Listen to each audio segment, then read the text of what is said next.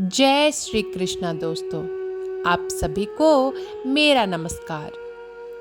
कल आप सभी ने कार्तिक मास महात्म का तीसरा अध्याय सुना। आज मैं आपको कार्तिक मास महात्म का चौथा अध्याय सुनाने जा रही हूँ। श्री हरि विष्णु का नाम लेकर चौथा अध्याय शुरू करते हैं। कार्तिक मास महात्म कथा अध्याय 4।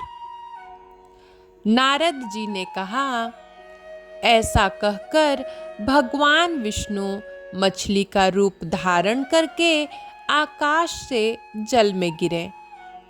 उस समय विंध्याचल पर्वत पर तप कर रहे महर्षि कश्यप अपनी अंजलि में जल लेकर खड़े थे।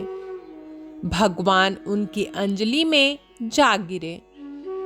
महर्षि कश्यप ने दया करके उसे अपने कमंडल में रख लिया।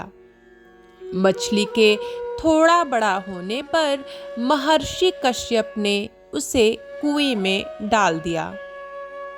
जब वह मछली कुएं में भी ना समा सकी तो उन्होंने उसे तालाब में डाल दिया। जब वह तालाब में भी ना आ सकी तो उन्होंने उसे समुद्र में डाल दिया। वह मछली वहां भी बढ़ने लगी। फिर मत्स्य रूपी भगवान विष्णु ने इस शंखासुर का वध किया और शंखासुर को हाथ में लेकर बद्रीवन में आ गए।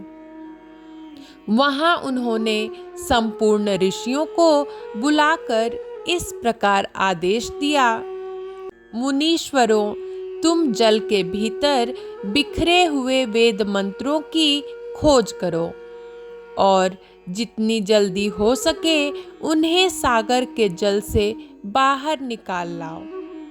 तब तक मैं देवताओं के साथ प्रयाग में ठहरता हूँ। तब उन तपोबल संपन्न महर्षियों ने यज्ञ और बीजों सहित संपूर्ण वेद मंत्रों का उद्धार किया।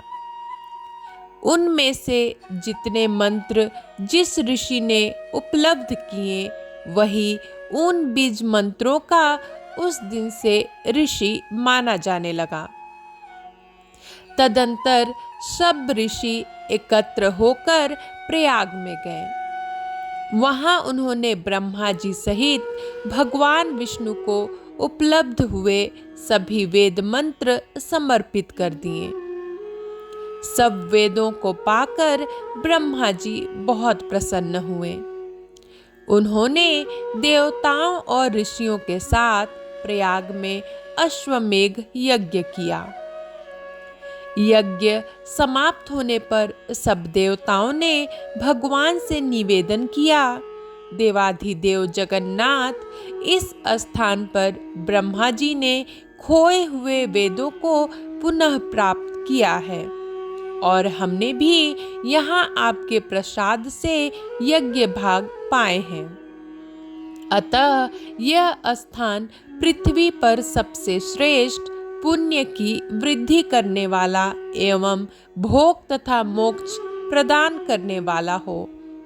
साथ ही यह समय भी महापुण्यमय और ब्रह्मघाती आदि महापापियों की भी शुद्धि करने वाला हो तथा तय स्थान यहाँ दिए हुए दान को अक्षय बना देने वाला भी हो, यह वर दीजिए। भगवान विष्णु बोले, देवताओं, तुमने जो कुछ कहा है वह मुझे स्वीकार है। तुम्हारी इच्छा पूर्ण हो। आज से यह स्थान ब्रह्म क्षेत्र के नाम से प्रसिद्ध होगा। सूर्यवंश में उत्पन्न राजा भगीरथ यहाँ गंगा को ले आएंगे और वह यहाँ सूर्य कन्या यमुना से मिलेगी। ब्रह्मा जी और तुम सब देवता मेरे साथ यहाँ निवास करो। आज से यह तीर्थ तीर्थराज के नाम से विख्यात होगा। तीर्थराज के दर्शन से तत्काल सब पाप नष्ट हो जाएंगे। जब सूर्य मकर राशि में स्थित होंगे उस समय यहाँ स्नान करने वाले मनुष्यों के सब पापों का यह तीर्थ नाश करेगा। यह काल भी मनुष्यों के लिए सदा महान पुण्य फल देने वाला होगा।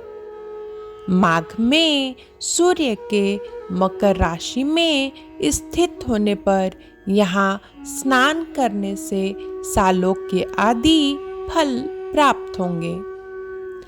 देवाधिदेव भगवान विष्णु देवताओं से ऐसा कहकर ब्रह्मा जी के साथ वहीं अंतर्धान हो गए।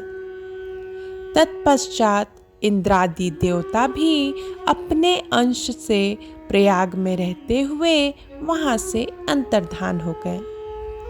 जो मनुष्य कार्तिक में तुलसी जी की जड़ के समीप श्री हरि का पूजन करता है वह इस लोक में संपूर्ण भोगों का उपभोग करके अंत में बैकुंठ धाम को जाता है।